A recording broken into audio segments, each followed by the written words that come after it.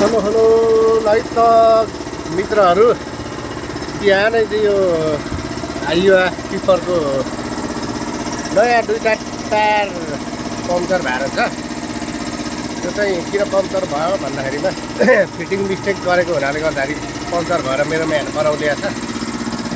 साथै यहाँ compressor machine पनि पुरै चालु भइरहेको अवस्था छ, देख्न सक्नुहुनेछ।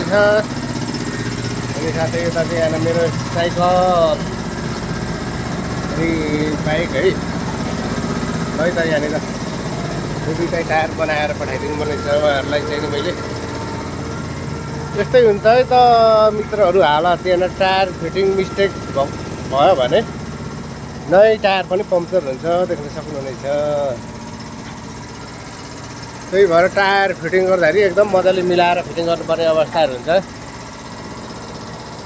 बिहानै उहाँहरू चाहिँ म यहाँ निन्द्रैमा भएको अवस्थामा यहाँ टायर बनाउनु आएको अवस्था छ।